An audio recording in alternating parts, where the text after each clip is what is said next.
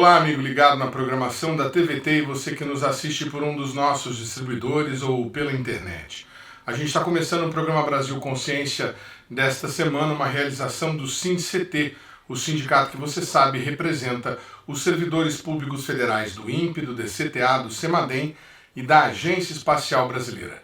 E no programa de hoje a gente traz para vocês algumas reflexões sobre o que foi discutido durante a 76ª edição da reunião anual da SBPC, a Sociedade Brasileira para o Progresso da Ciência, que este ano aconteceu em Belém do Pará. O Brasil Consciência esteve no evento e acompanhou as principais conferências e mesas redondas que discutiram a situação atual da Amazônia e as alternativas para que a gente possa preservar o bioma. As conclusões não são muito animadoras. A floresta está em seu pior momento, segundo os especialistas, e a vida na Terra está em risco caso o Brasil não consiga colocar em prática o plano de desmatamento zero.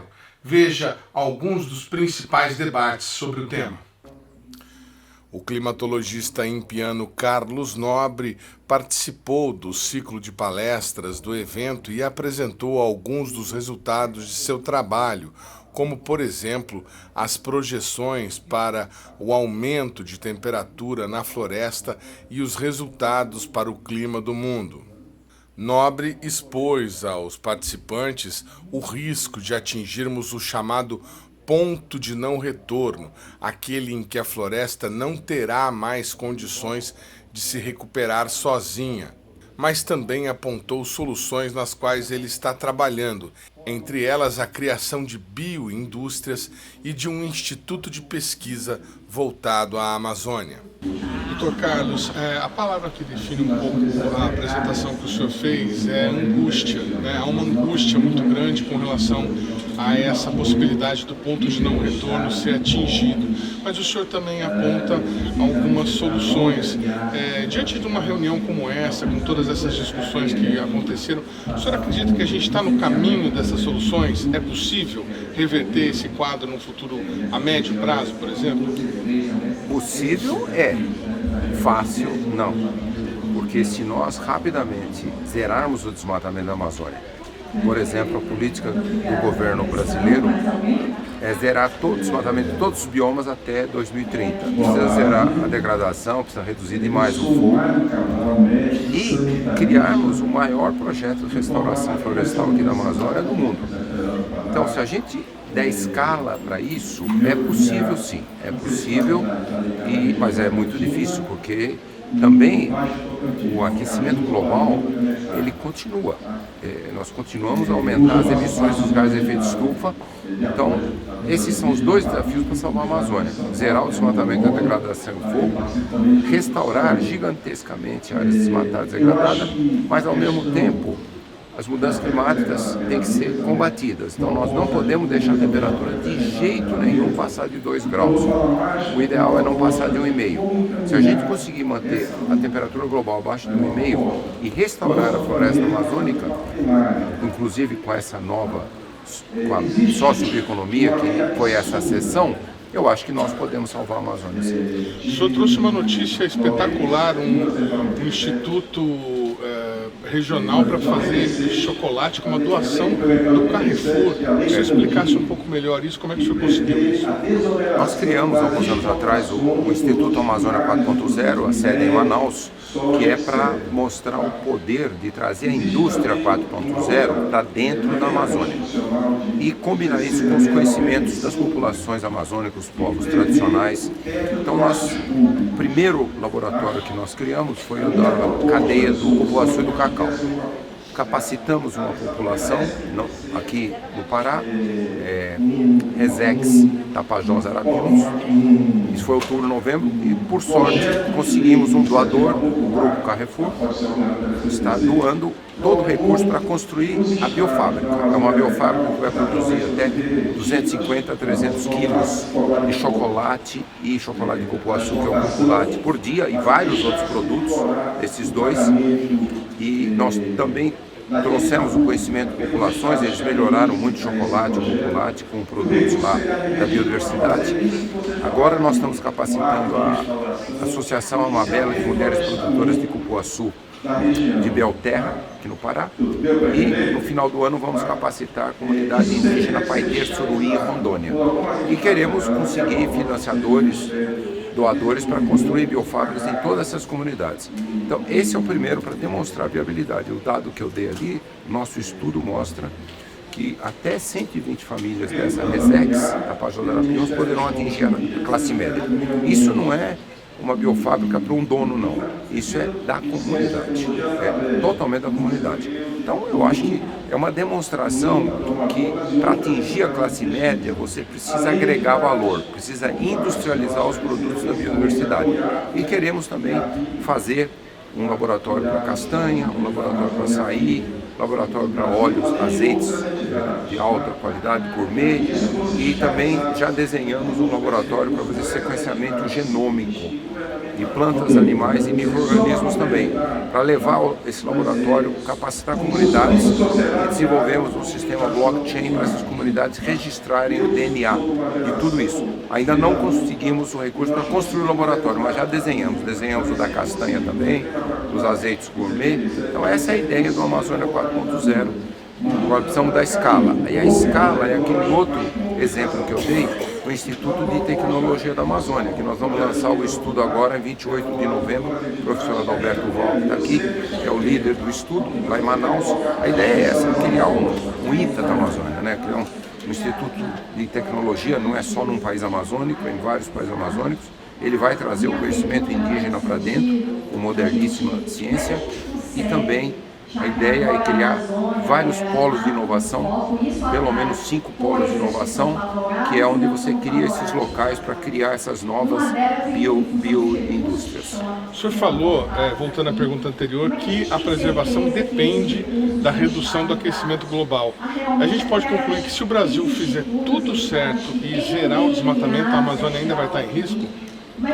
Se o aquecimento global continuar, todo mundo está em risco, não é só o Brasil. Então, o que eu tenho dito é que o Brasil tem toda a condição de ser o primeiro país do mundo a zerar suas emissões líquidas.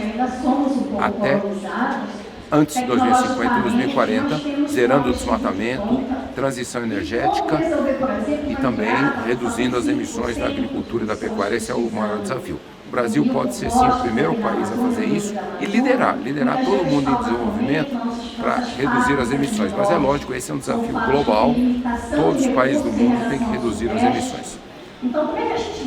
O senhor falou das 4 secas, das 4 piores secas. Foi. A última foi a pior. Foi a pior. A situação da floresta hoje é a pior de todos os tempos? É, de muitos séculos, desde que os humanos chegaram na floresta 12 mil anos atrás, os indígenas, é o pior momento. Outra autoridade no tema, o físico Paulo Artacho, acredita que a solução para o problema passa pela eleição de políticos mais comprometidos com a causa ambiental. Melhorar a qualidade da nossa democracia para que a gente não seja obrigado ou tenha como única alternativa a eleição, na verdade, de representantes de grandes grupos econômicos que acabam dominando a pauta política no Brasil como um todo. Isso vai desde o Congresso Nacional e o Senado até as câmaras municipais e os legislativos estaduais. Então eu acho que, por exemplo, este ano, que é a eleição para prefeitos, por exemplo, nós temos que eleger representantes que efetivamente vão na direção dos interesses da população. Isso é fundamental para fazer qualquer mudança no panorama brasileiro. Essa colocação do senhor, ela vai ao encontro, por exemplo, às pesquisas que foram feitas depois da tragédia recente lá no Rio Grande do Sul, em que a maior parte da população aponta a responsabilidade dos políticos por conta do que aconteceu. Mas o senhor acredita que eventos como esse e toda essa discussão em torno das mudanças climáticas já mudaram a percepção da população sobre a necessidade de uma ação conjunta de toda a sociedade no sentido de buscar uma vida mais sustentável?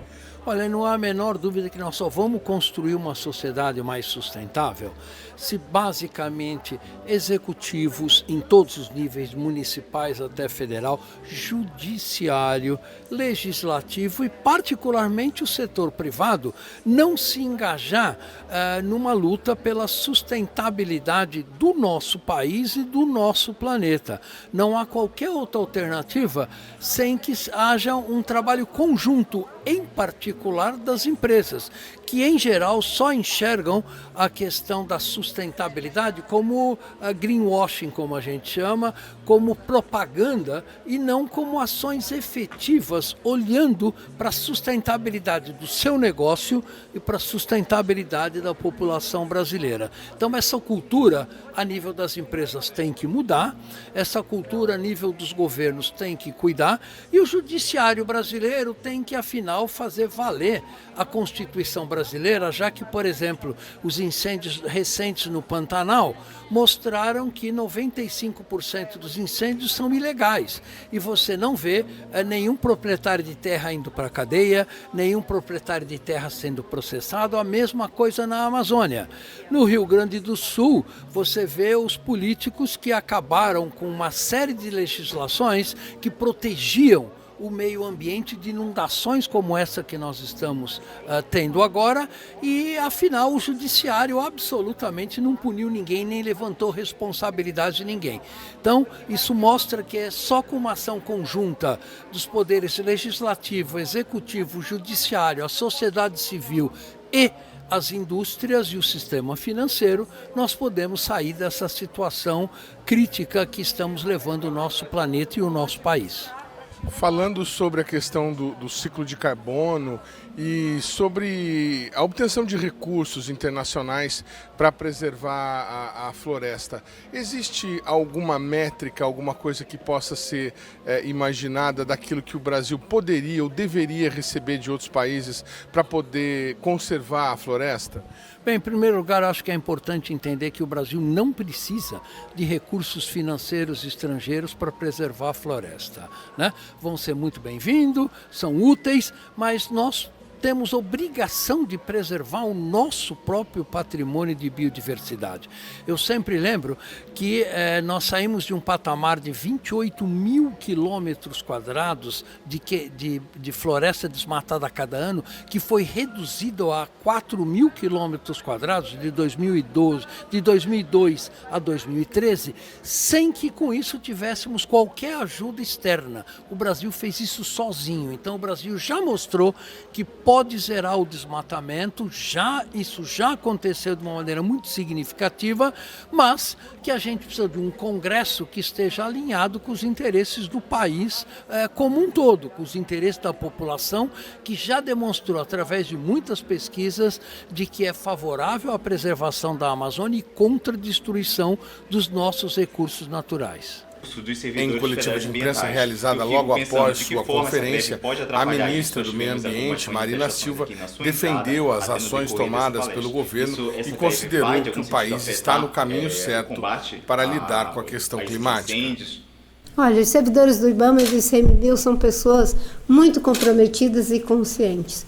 Nesse momento nós estamos com mais de 800 pessoas, entre brigadistas, nossos servidores IBAMA e ICMBio, a Força Nacional de Segurança, a PRF, o pessoal do DENIT, todo mundo trabalhando junto, a Marinha, o Exército, a Aeronáutica. O trabalho está sendo feito, foi planejado desde o ano passado, houve uma antecipação de mais de 2 meses em relação a esses incêndios. Se não houvesse uma preparação e um compromisso dos agentes públicos, dos servidores, a gente não teria como estar fazendo esse combate. Nós já conseguimos fazer a extinção de vários focos de calor, vários incêndios. Nesse momento, nós não temos nenhum incêndio que não esteja sendo combatido. Obviamente que temos todo o respeito pela mobilização dos servidores, o direito que tem de se mobilizar, de buscar a valorização da carreira. Mas, obviamente, que o governo tem um limite. E o presidente Lula está lidando com uma demanda reprimida de mais de 6 anos de todas as categorias, do IBAMA, da Polícia Federal, dos trabalhadores, né, do ensino superior, de todos os setores. Ministra, Carlos Parada da Amazônia Connect, qual a importância da COP30? Como é que eu faço? Eu olho para ele, eu de costas para você. COP30 da Amazônia, qual a sua expectativa? As principais demandas que devem ser pautadas na COP30 e qual a importância da Conferência Internacional de Jornalismo que vai acontecer sobre o meio ambiente? Em relação à COP30, a nossa expectativa é de que possamos sair daqui com as contribuições nacionalmente determinadas por cada país, as NDCs, à altura do desafio, que é não permitir que a temperatura da Terra avance acima de 1,5 graus de temperatura. Esse é o dever de casa que deve sair aqui do Brasil. E nós estamos trabalhando desde muito tempo para que isso aconteça. Nós, lá na COP28, conseguimos fazer com que as medidas que tinham que ser tomadas em relação à negociação, processos, fossem estabelecidas à altura, que é, por exemplo, triplicar energia, triplicar a energia renovável, duplicar a eficiência energética e iniciar o processo de transição para o fim do uso de combustível fóssil. Foram grandes decisões tomadas na COP28 nos Emirados Árabes Unidos. Agora nós vamos ter a COP29 no Azerbaijão. Qual é o dever de casa deles lá? É ter meios de implementação, ou seja, recursos, os 100 bilhões e os recursos para a reparação de perdas e danos para os países mais vulneráveis. Então isso tem que sair da COP29. Da COP30, o que tem que sair são NDCs ambiciosas para que a gente possa enfrentar o problema do aquecimento global, que já está acontecendo com eventos climáticos extremos. O Brasil foi distribuindo essas responsabilidades ao longo das COPs e nós esperamos que aqui em Belém, com a ajuda de todos os 195 países, a gente possa fazer aquela que talvez seja a maior tarefa desse milênio, fazer o enfrentamento da mudança do clima. Tudo bem? Oi, Ministro tudo Sassini, bem. da Folha. Tudo bem, Ministra, a ministro. senhora falou das contradições no governo em relação à exploração de óleo no Bloco 59, né? O presidente Lula vem dizendo, ele vem acelerando cada vez mais nas afirmações a respeito da intenção e dá a entender que o governo está decidido que vai levar adiante esse projeto. Não é uma contradição? A senhora acabou de dizer, por exemplo, nessa palestra da senhora que, textualmente, carvão e petróleo são os responsáveis por mudanças climáticas, por aquecimento global. Não é uma contradição? Como é que a senhora ficaria no governo se esse projeto sai da maneira como o presidente indica que vai sair? Primeiro, quem disse que carvão, petróleo e gás é o grande problema da mudança do clima foi o próprio presidente lá nos Emirados Árabes Unidos, quando, no discurso dele de abertura da COP, ele disse que o mundo precisa sair da dependência do uso de combustível fóssil. E trabalhamos da seguinte forma: como é que será feita essa transição? Países ricos, produtores e consumidores lideram essa corrida à frente. Em seguida, vêm os países em desenvolvimento. O presidente Lula, e eu não me referi especificamente à contradição em relação à Foz, como você está dizendo. Eu falei da contradição de um modo geral que existe no governo, porque essa contradição existe na sociedade e existe inclusive dentro dos jornais que vocês trabalham. Uma hora tem um jornalista que faz uma matéria bastante ambientalista e um editorial que pode ir na contramão até daquilo mesmo que o jornalista acredita. É a vida, ela é contraditória. Mas o que o presidente está comprometido é em fazer esse debate do enfrentamento da mudança do clima. E, obviamente, que países produtores de petróleo, todos eles estão agora voltados para ver como é que alcança o objetivo de fazer essa transição.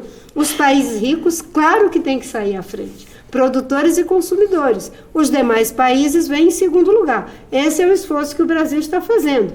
O presidente, por exemplo, quando foi na Colômbia, ele fez um acordo para que a gente aprofundasse a agenda de eficiência energética e principalmente de renováveis, fazendo um acordo ali para biocombustíveis e para a questão de hidrogênio verde. É uma corrida e, obviamente, que temos o compromisso. Uma das grandes fontes de emissão de CO2 do Brasil, desmatamento. Já temos o compromisso com o desmatamento zero. Estamos conseguindo bons resultados em relação à Amazônia. Começamos a ter alguns resultados que indicam, né, um processo consistente em relação ao Cerrado e queremos aprofundar essa agenda. Quando eu me referi à contradição, eu me referi à contradição no conjunto do governo. Somos uma frente ampla, a sociedade é contraditória, o mundo é contraditório, mas todos estamos imbuídos com a missão 1.5 e o Brasil quer liderar pelo exemplo. Na COP30 nós chegaremos com o NDC para todos os setores, energia, transporte, para a questão de desmatamento, agricultura, todos os setores. Ministra, os índices de desmatamento de corte raso têm caído significativamente, mas o PRODES e o DT eles não são tão precisos quando a gente fala de corte seletivo. Quais são as preocupações, quais são as ações que o Ministério pode tomar e está tomando em relação a isso? Nós já temos os sistemas de monitoramento que estão sendo aperfeiçoados para fazer a identificação de degradação e toda uma agenda de restauração de área degradada. O compromisso do Brasil é de degradar cerca de 12 milhões de hectares de áreas degradadas. Já acabamos de lançar, né, um programa voltado para a floresta produtiva. Estamos fazendo as concessões para a área degradada. Antes a gente fazia concessão apenas de área com floresta, fosse para manejo ou para produtos não madeireiros. Já fizemos inclusive as primeiras concessões para restauração de área degradada, na expectativa de que possamos aprovar a lei de crédito de carbono para que a gente tenha mais essa frente de restauração. E, obviamente, que continuar o trabalho, né, de comando e controle, para que não haja degradação, não haja desmatamento e, sobretudo, substituir as práticas insustentáveis por atividades produtivas sustentáveis. Começamos um plano com os 70 municípios que mais desmatam, estamos criando um mecanismo de financiamento por preservação de floresta, né, das áreas que tem floresta, que é o TFFF, seria um mecanismo global voltado para a proteção das florestas dos 80 países que têm floresta tropical.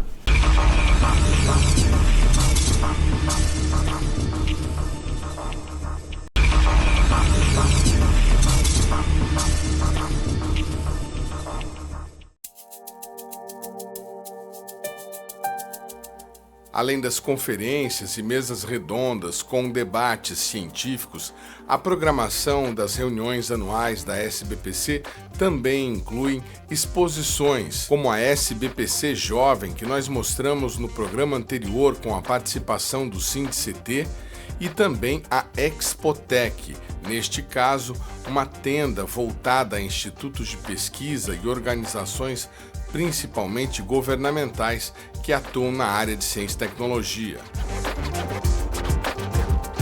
Foi neste espaço que nós conhecemos o trabalho realizado pelo Instituto Mamirauá. É um instituto de pesquisa local aqui na Amazônia que está completando 25 anos agora em 2024. E a gente vai conversar com a Bianca Silva, que é do Instituto, vai contar para a gente um pouco sobre o Mamirauá. O que vocês fazem? Qual que é o trabalho principal de vocês? Então, o Instituto Mamirauá é uma instituição de pesquisa, é uma organização social vinculada ao Ministério de Ciência, Tecnologia e Inovação. Na Amazônia, nós temos 3 instituições que são ligadas a esse ministério, que é o Museu Gueldi, o INPA e o Instituto Mamirauá. Então, nós trabalhamos com pesquisas relacionadas à biodiversidade, à sociologia e também a parte ambiental. Então, diz que é a parte de socioambiental, sociobiodiversidade. A gente já teve a oportunidade de entrevistar um pesquisador do Mamirauá quando houve aquele incidente da mortandade de botos causada pela seca e a baixa do nível do rio. Essa é a parte ambiental? Vocês fazem a proteção de espécies na Amazônia? Além dos botos, tem alguma outra espécie com as quais vocês trabalham? Sim, é muito interessante você mencionar a seca, porque nós pensamos a exposição deste ano considerando o aspecto da água como ponto fundamental da exposição. Porque a gente queria trazer a situação que aconteceu ano passado, da seca extrema, mas também como a água rege todo o nosso trabalho. Então, a partir do que aconteceu ano passado, a gente começou a monitorar os peixes, a qualidade da água e também os mamíferos aquáticos, não só os botos, mas também o peixe-boi. Então, isso já era feito em Mamirauá, de maneira não necessariamente anual, mas agora nós estamos fazendo isso desde o evento da Grande Seca e continuamos monitorando até agora, porque nós estamos nos aproximando da seca e nós não sabemos se o que vai acontecer agora vai ser igual ou pior, ou se não vai acontecer essa mortandade tão absurda. Tanto que aqui no nosso stand nós trouxemos para a pessoa que vem aqui sentir a temperatura da água que chegou o Lago Tefé, que é onde aconteceu a mortandade dos botos. A temperatura chegou a 41 graus e você pode experimentar aqui a temperatura ambiente e a temperatura que estava ano passado na seca. Se eu puder demonstrar com você pode vir aqui um minutinho? Aqui a gente tem a temperatura da água, a temperatura ambiente, e aqui 41 graus, que foi o que os botos experimentaram durante a seca. Então, a gente aqui se sente um pouco como os botos, né? Não tem como ficar nessa água. Deixa eu experimentar aqui, claro. Peraí, vamos lá. Normal, 41 graus.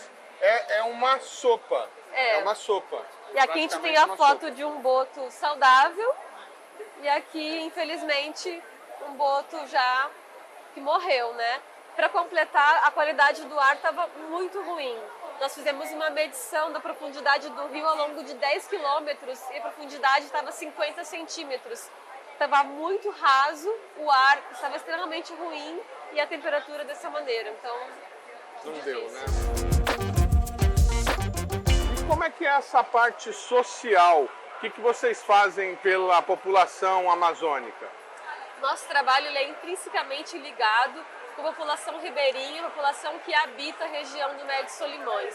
Para poder viver dentro de uma área de conservação, você tem que ter uma assessoria técnica, e é isso que o Mamirauá faz. Ele busca tecnologias, faz pesquisa para que a vida das pessoas seja melhor, que elas possam retirar recursos naturais de maneira sustentável. E, sobretudo, no período da seca, nós verificamos a importância de tecnologias sociais, como, por exemplo, ter uma água limpa no momento em que a água ficou escassa. Então, a gente teve agora, a gente tem aqui no nosso stand um produto que a gente pode purificar a água do rio. Então, o rio que vem com muito sedimento, a gente pode, dessa maneira, também deixar a água potável. Então, a gente tem aqui a água do rio. Se a gente adiciona sulfato de alumínio, a água já fica com essa situação de o particulado ele vai decantando, mas se adicionar cloro, que é essa composição aqui, que é cloro e sulfato de alumínio, a gente vai ter o sedimento descendo cada vez mais rápido. Quanto mais rápido ele descer, vai ter a sua água mais limpa. Então, quando ele estiver totalmente decantado, é só coar essa água, a parte que está sem sedimento, e pode beber. Então, numa situação de seca, isso é muito grave, né? A gente precisa ter essa opção. Essa questão da água potável para as pessoas que vivem na floresta amazônica é tão importante que nós vamos fazer uma pausa na apresentação do estande do Mamirauá para mostrar o depoimento da professora Vânia Neu, doutora em Ecologia pela USP de São Paulo e que atua na Universidade Federal Rural do Amazonas. Faz 10 anos que eu desenvolvo tecnologias sociais que levam água e saneamento para as comunidades ribeirinhas, né? Então, desde que eu cheguei na Amazônia, vim da região sul, isso é uma coisa que sempre me impactou. As pessoas na Amazônia não têm água potável para beber. E se você não tem água potável, difícil, né? Porque a água é a parte principal do teu corpo, né? 70% da gente é água, e se você consome uma água que não é potável, como é que teu organismo vai funcionar, né? Até o alimento que você ingere muitas vezes ele volta, né? Pois que você tem diarreia, você tem vários problemas de saúde, né? Então, essa é uma realidade, né? E cada vez mais intensa, por quê? Porque cada vez a gente vê uma degradação maior dos corpos hídricos. No passado, a gente tinha coliformes totais que vêm da decomposição da matéria orgânica, mas hoje a gente tem uma contaminação vindo do garimpo, de agrotóxico, né? A gente tem uma poluição muito grande das cidades, né, que não tem tratamento de esgoto na Amazônia, grande parte delas. Então isso é muito sério. É uma coisa que é muito curiosa, né? Como é que pode alguém na Amazônia não ter água potável? Então, a gente muitas vezes as pessoas estão em cima da água, ou em cima da água, ou longe da água, então a água faz parte desse dia a dia. Só que a água não é potável, né? Então, como eu falei, justamente devido até condições normais, naturais mesmo, a gente tem, né, patógenos nessas águas. Então, toda a água que é consumida, ela precisa de um tratamento, né? A água que chega na tua casa é tratada. E assim deveria ser fazer o tratamento. Então, tem patógenos que estão, vírus e bactérias que estão na natureza. Então, essa água precisa ser tratada. E hoje não é só mais patógenos, mas elementos químicos vindo da mineração e da agricultura que degradam a água. E tem uma coisa interessantíssima aqui que o Instituto desenvolveu depois da seca. Vocês criaram uma rede de olheiros sobre o nível do rio. Como é que é isso? Então, os rios eles são monitorados por réguas. Essas réguas são oficiais. Não necessariamente são as pessoas que estão medindo, mas tem pessoas que de fato estão observando e nos dando a indicação. Então a gente compila os dados que vêm desde Tabatinga até Manaus, monitorando o nível do rio. Isso é muito importante, porque a gente não tem dados que vão nos dar a previsão do quanto está subindo e descendo o rio. Então esse monitoramento agora é um grupo de WhatsApp que nasceu para divulgar na região só do Lago Tefé, mas se expandiu para toda a região do Médio Solimões, até o Baixo Amazonas agora tem gente. Então vamos lá, cadê o celularzão aí mostrando o boletim das águas? Como é que é isso? Então, isso nasceu para divulgar um informe que a gente tem feito. É um informe que a gente dá de 15 em 15 dias várias informações. Então, dentre essas informações, a gente mostra como está o nível do rio. E os comunitários, os ribeirinhos, nos mandam fotos de como é que está o nível do rio na sua região. Então, isso também é uma maneira de fazer o que a gente chama de ciência cidadã. Que a pessoa pode contribuir para a ciência, não necessariamente na universidade, mas no seu local de vida, de trabalho. Então aqui é uma foto do Rio Tefé, mostrando o primeiro dia, ano passado, que foi em novembro, que conseguiu entrar um barco para levar suprimentos para a cidade. Então todo mundo ficou sabendo. De 23 para agora, nós temos já 600 pessoas nesse grupo de WhatsApp divulgando. Então aqui a gente tem uma mensagem dizendo: o Rio Tefé baixou 5 centímetros. E as reações são engraçadas. Tem gente que fica, ai meu Deus, 5 centímetros. Que teve dias que baixou 1 metro. Então a gente tem que ficar atento para ver o tanto que está baixando. Aonde a gente está, a gente diz assim, se Tabatinga baixou 10 centímetros, daqui a uma semana em Tefé baixou 10 centímetros. Então é uma maneira de a gente se comunicar.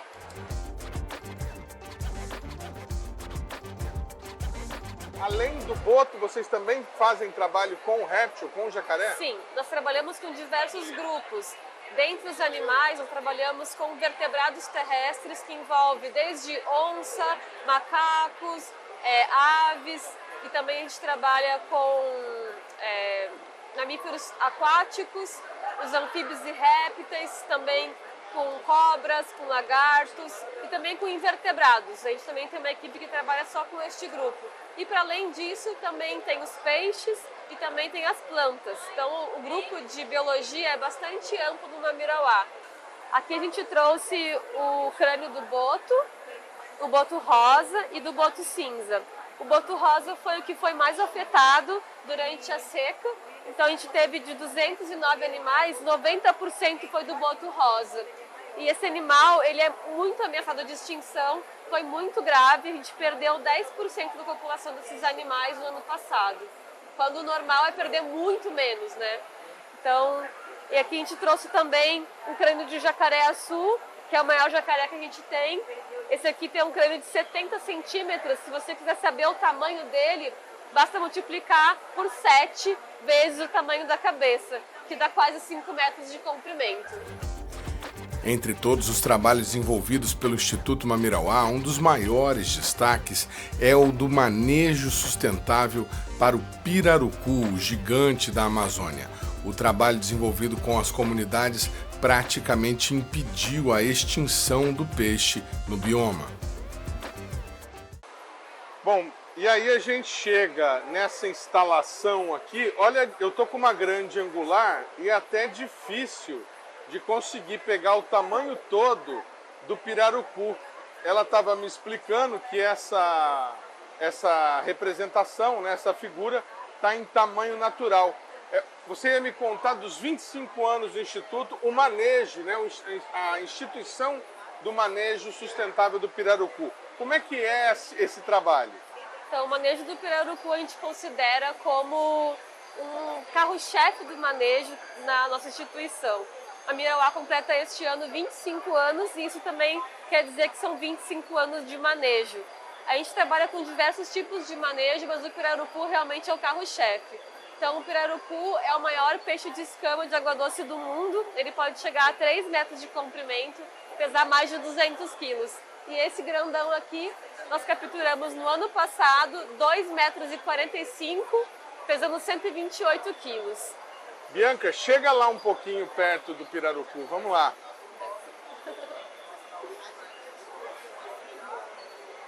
Então, esse aqui ele tem 1 metro, nós chamamos eles de bodeco. É assim que o pessoal se refere a esses animais que são menores. Esse aqui é o tamanho permitido de captura por lei. Acima de 1,5 metro a gente pode capturar. Caso um pescador ou pescadora pegue um animal menor que 1,5 metro, ele não pode comercializar esse animal, ele tem que devolver para o lago. E quando a gente fala da contagem do pirarucu, os pescadores e pescadoras sabem dizer o tamanho que o indivíduo tem quando ele sobe para respirar. Como é que é esse trabalho? Como é que vocês controlam o tamanho do peixe que está sendo retirado? Vocês ficam fiscalizando o dia todo? Vocês conseguiram conscientizar a população? Como é que é isso? Então, o trabalho de manejo do pirarucu, ele acontece já há 25 anos com assessoria técnica do Programa de Manejo de Pesca do Instituto Mamirauá. Não há uma necessidade tanto dessa fiscalização, porque eles mesmos são os próprios fiscais, eles mesmos já sabem da importância que é respeitar esse tamanho mínimo, porque eles viram que se retirar abaixo de 1,5 metro, esse animal não vai poder se reproduzir. Então não é uma necessidade tanto de fazer essa fiscalização, porque já é uma coisa que está introjetada na vida deles. Eles mesmos conscientizam os próprios colegas, né? E como é que é esse manejo? O pescador é um ribeirinho, ele pesca de quando a quando? Eles sobrevivem de pesca de pirarucu, porque lá para baixo em São Paulo o preço de um peixe desse é muito caro, né? Tem gente que imagina que dá para ficar rico com pesca de pirarucu. Tá certo. O ribeirinho, ele vive de diferentes fontes de renda. O pirarucu, a gente costuma falar que ele é como se fosse o 13º, porque ele só vai receber esse dinheiro no final do ano, né? Então, a pesca do pirarucu ela só acontece no período da seca, quando os rios já estão baixos e os lagos estão isolados. Então, os pescadores e pescadoras, eles são instruídos a fazer a contagem do pirarucu. Então, até comentei antes que o tamanho menor ali, que é 1 metro, indivíduos abaixo de 1 metro nem são contabilizados, porque eles querem realmente contar os indivíduos que já reproduziram e que podem ser capturados. E essa venda eles fazem após a pesca, que é na época da seca, entre setembro e novembro, e tem uma feira do pirarucu em Tefé, mas também tem uma venda para outras partes do Brasil. Agora, eles não vivem só disso, eles também vendem farinha, vendem açaí, tem a parte do manejo florestal também, tem o turismo de base comunitária, então são várias fontes de renda. A gente fala que esse daqui é o 13º ou o dinheiro do Natal, né?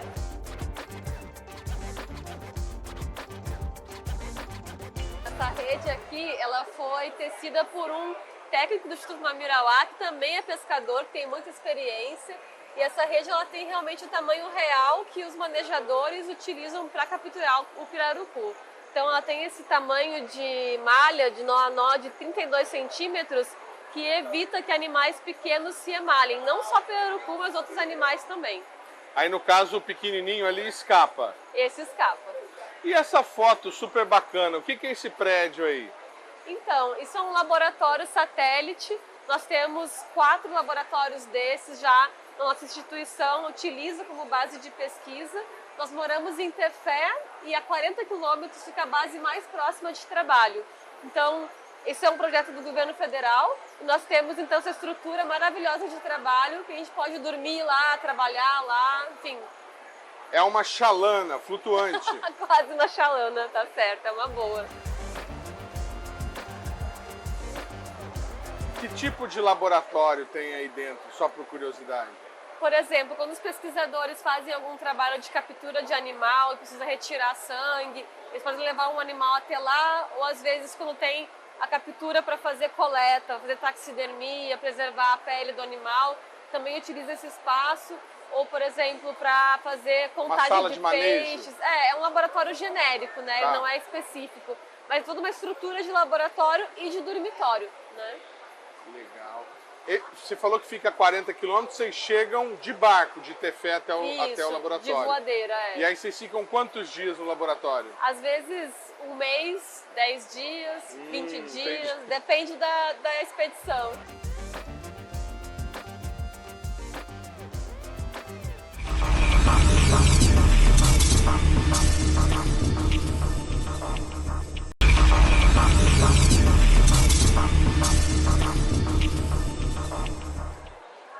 Muito bem, amigo do programa Brasil Consciência, nós estamos aqui na Expotec, no estande de um dos institutos de pesquisa da Amazônia, que é o Museu Emílio Gueld. A gente vai conversar com a Su Costa, que vai contar pra gente o que o Emílio Gueld faz.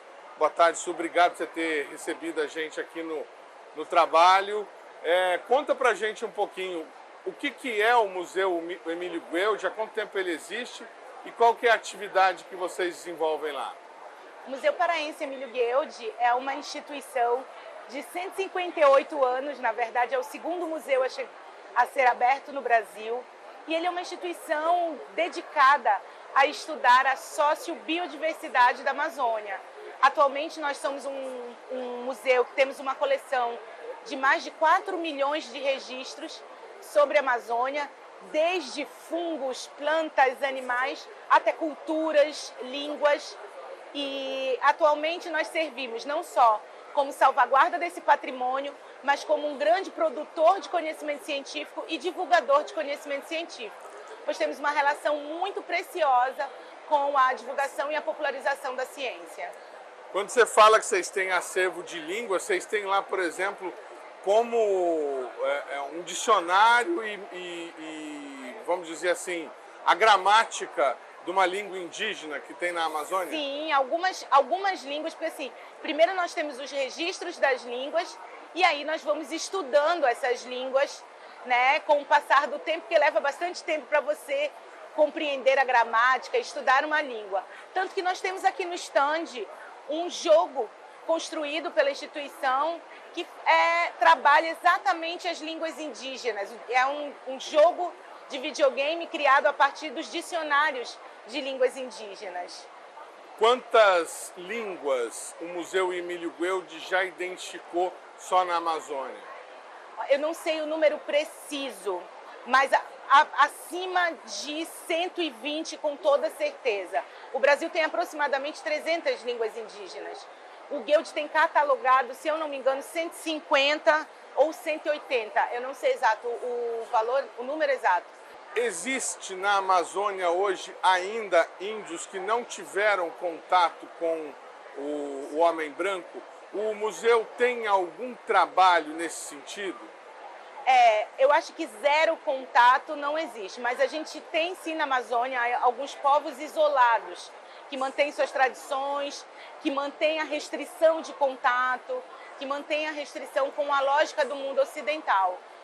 Bem, com relação a pesquisas com esses povos, o Gueld teve em 2019, inclusive, uma exposição realizada com um dos povos mais isolados do Brasil, onde só apenas um representante arrasta o português, né, que são os zoés, mas esse contato ele precisa ser mediado via FUNAI, é um processo muito mais delicado de estudo e de aproximação.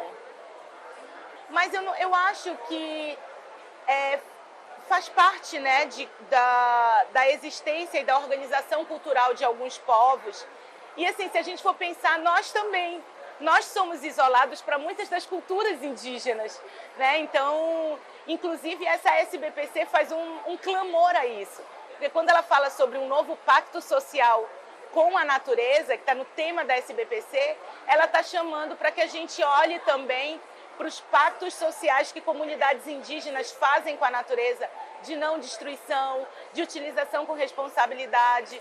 Então, eu acho que todos nós precisávamos ter mais contatos uns com os outros, para aprendermos uns com os outros. Muito bacana. Bom, saindo um pouco dessa questão aí das tribos, o museu,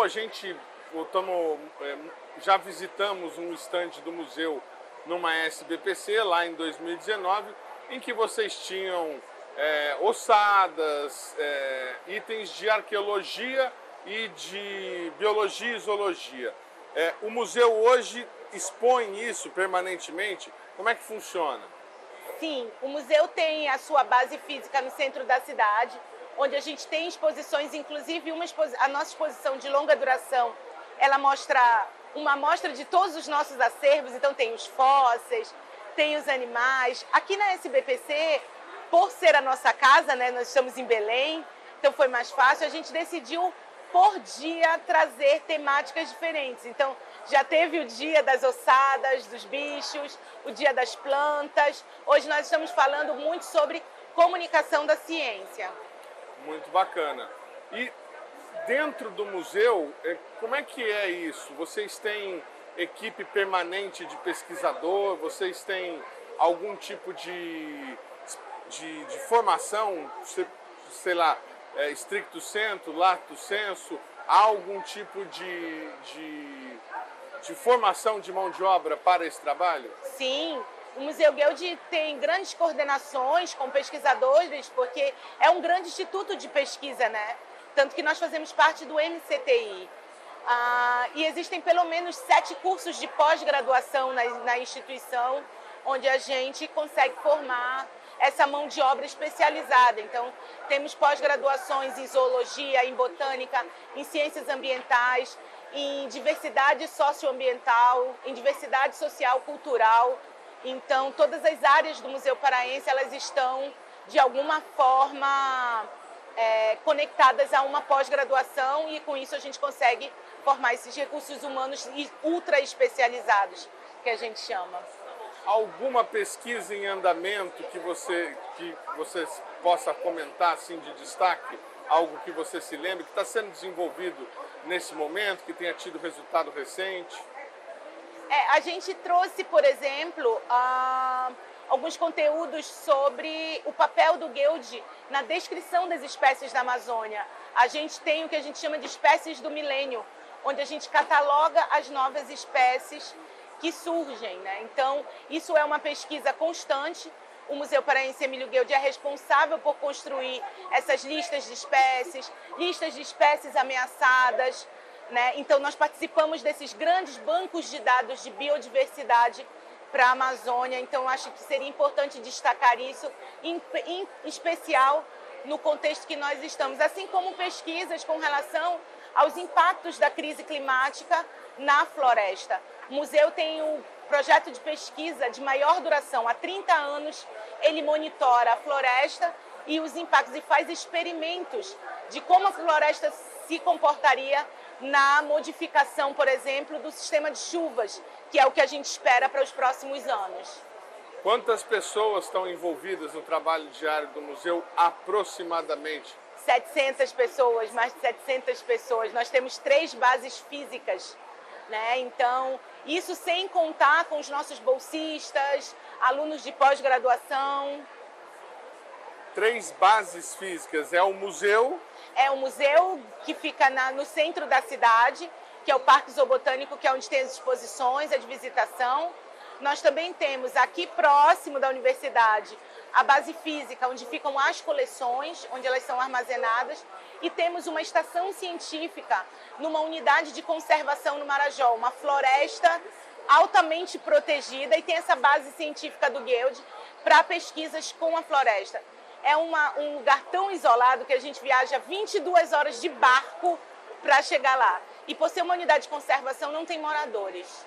A gente acabou de entrevistar um mateiro que trabalha para o museu e que trabalha na limpeza dessa estação. Ele falou, inclusive, que existe a possibilidade de visitar essa estação. Como é que o visitante pode fazer para conhecer os acervos das 3 bases, dos 3 prédios e mais dessa base? A visitação na base que é no centro da cidade, que é o que as pessoas entendem como o Museu Guild, ela é livre, o ingresso é R$3, é um ingresso solidário, simbólico, né? Mas ela é aberta ao público e lá você pode ver a mostra dos acervos. Atualmente estamos inclusive com uma exposição sobre línguas indígenas, e muito interessante, em parceria com o Museu da Língua Portuguesa de São Paulo. Já com relação aos acervos científicos, nós temos programações específicas para a abertura desses acervos, porque eles são muito delicados, existe uma certa restrição, mas nós temos eventos e divulgamos a abertura desses espaços. Agora, com relação a Cachoanã, é só mandar um e-mail para o Museu Guild, entrar em contato com a coordenação de Cachoanã, porque ela aí informa os valores, porque por ser uma estação científica você pode se hospedar lá, os valores e as datas que a gente faz as viagens. Como disse a Su, o Museu Emílio Guild mantém uma unidade de pesquisa dentro de uma das áreas de preservação permanente da floresta. E o Brasil Consciência teve a oportunidade de conversar com um dos moradores desse local. Ele trabalha na unidade de pesquisa do Museu Emílio Guild como faxineiro, mas também atua, devido à sua experiência, como mateiro, guia das expedições que vão fazer pesquisa dentro da floresta. Conheça um pouco do saber tradicional que uma pessoa como essa traz consigo e o que ele pode oferecer na preservação da mata. E como é que foi que o senhor se tornou mateiro?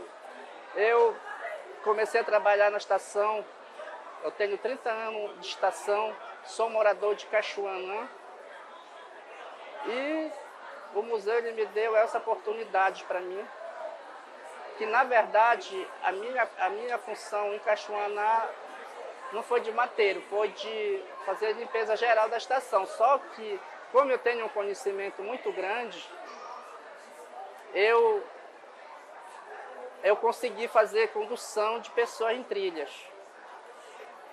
Quantas vezes o senhor sai, mais ou menos, assim, num mês para levar o pesquisador?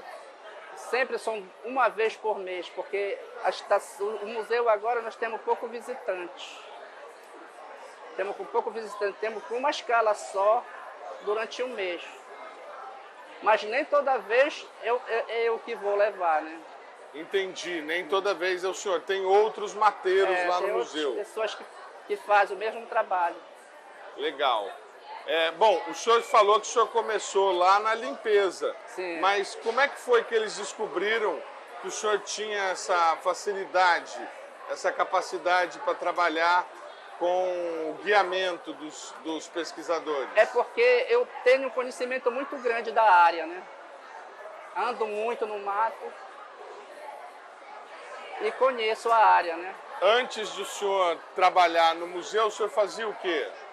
Eu saía para fazer trilhas, tinha vez que ia para o mato caçar, fazer atrás de comida e a única coisa mais difícil do mateiro é você fazer um atalho. Atalho, porque já tem as trilhas na floresta. Não, o atalho, você sai por exemplo, você está na trilha, eu vou adiantar mais essa minha caminhada, vou fazer esse atalho Varaital Parade. Isso aí é o mais difícil, porque você tem que conhecer, porque se você não conhecer, aí você se perde. O senhor já se perdeu alguma vez? Não. Nunca se perdeu? Nunca perdi. E o senhor já perdeu alguém na mata? Também não. Nunca perdeu Nunca ninguém? perdi. Como é que é o trabalho no museu para o senhor? O trabalho do museu, para mim, se eu for falar o trabalho do museu, para mim, o museu, eu estou com 30 anos no museu. A verdade, eu convivo mais na estação mesmo a minha família. É mesmo? É. E eles não ficam com ciúme do senhor? Não, porque eles sabem que eu tenho um amor pela estação, sabe?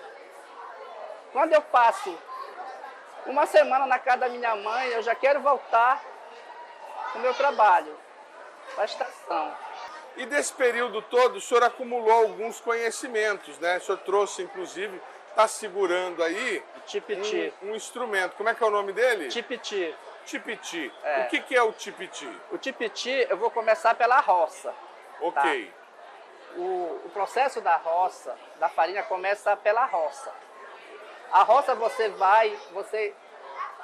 faz 100 metros quadrados dentro daquilo. Ali você vai limpar, aí você vai plantar a maniva, que é uma haste. Aquilo ali você vai cortar em pedaço, de um palmo mais ou menos. Aí você vai cavar aquela área tudinho e você vai plantar aquilo. Ou se for grossa a maniva, você coloca 2 pedaços. E se for pequeno, se for fino, você coloca 2, porque é risco você perder. Se você perder um, você tem mais um, entendeu? Então, depois de plantado, você vai esperar de 8 a 9 meses para poder fazer a colheita. Certo. Dura muito, precisa de um processo muito demoroso. Aí depois, você vai tirar a mandioca, você tira 5 sacas de mandioca, você vai limpar essa mandioca, você vai colocar de molho por 1 ou 2 dias. Certo. Aí você vai fazer, no outro dia você vai fazer o mesmo processo. De tirar 5 sacas de novo de mandioca e limpar e no mesmo dia cevar. Aí, depois da cevação, você vai misturar os 5 paneiros de mandioca, você vai misturar aquela massa, tudinho, bem misturada. Aí você vai fazer o quê? Você vai colocar nesse tipiti, fazer bola e colocar nesse tipiti. Encher esse tipiti. Então, 5 tipiti grande é uma fornada que chamo com 2 latas, que dá 30 quilos, que é um fardo de farinha.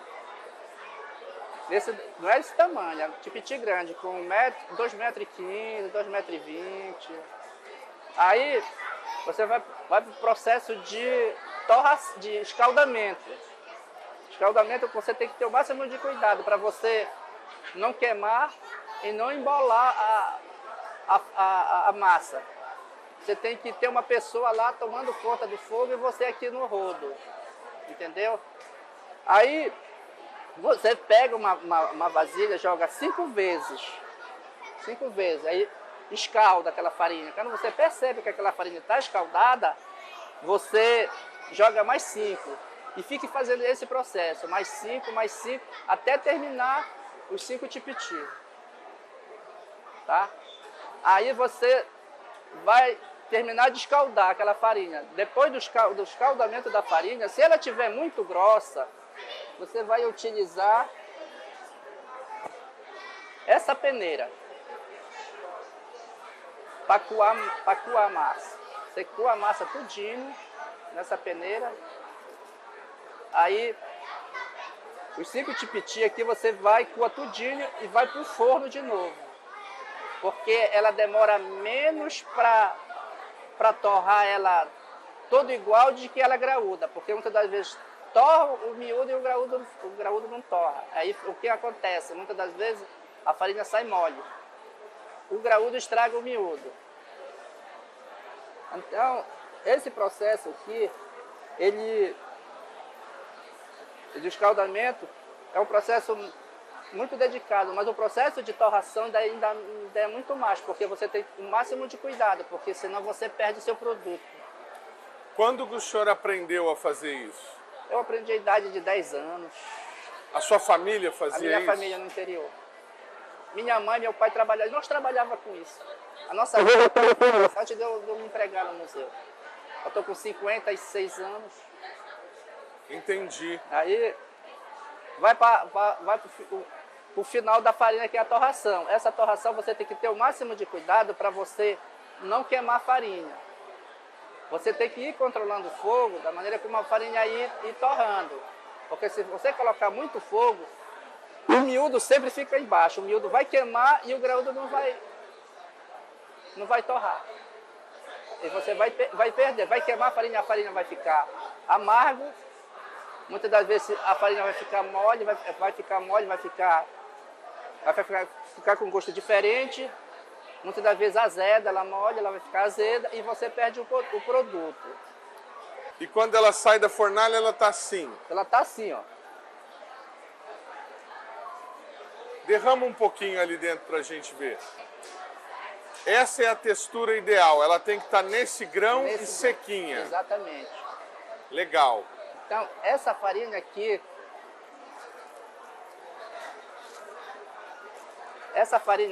ela é de uma comunidade próxima, em torno da estação, uma comunidade Pedreira e Laranjal. Essa farinha aqui, ela é especial. Essa farinha aqui, eles têm contrato com essa farinha aqui em Portel. Quando eles chegam com essa farinha, no dia que eles chegam, eles vendem todinho essa farinha, porque é uma farinha de qualidade. E tem muitos que vêm de lá, no interior, que passa semanas em Portel para querer vender a farinha e não vende, porque o produto não tem qualidade. Né?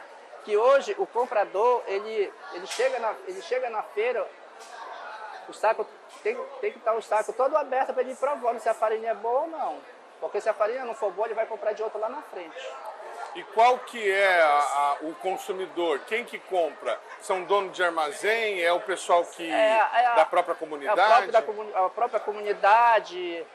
Entrego, tem um contrato em Portel, em comércio. E esse cultivo da farinha é a principal fonte de renda, por exemplo, da propriedade do seu pai? É, exatamente. E tem mais pessoas que vivem disso? A própria comunidade, todos os pessoal da comunidade fabricam. É possível viver bem fazendo cultivo de farinha? Fazendo outras atividades em que faz a farinha, dá para sobreviver. Lógico, no período em que a planta está lá crescendo, vai fazer outra coisa. Porque né? a roça você tem que fazer no máximo 2 no ano. Quando chegar no meio de uma roça, você tem que ir providenciando outra. Porque se você for deixar para fazer, no final você vai ficar o quê? Você vai comprar farinha, porque você não vai ter como. Porque tem um processo que demora muito. Legal. Entendeu? Legal. O programa Brasil Consciência de hoje vai ficando por aqui. Você que quiser conferir os demais conteúdos produzidos pelo SINDICT deve acessar os nossos canais na internet que estão aí para você na tela neste momento. Dúvidas, críticas, sugestões e reclamações, o e-mail do BCC é sempre o caminho para você puxar a nossa orelha. A gente volta na semana que vem com mais informações da reunião anual da SBPC. Dessa vez com um resumo sobre as discussões para a neoindustrialização do Brasil e a formação de mão de obra qualificada para tanto. É uma semaninha, a gente está de volta, gente. Tchau, um abraço.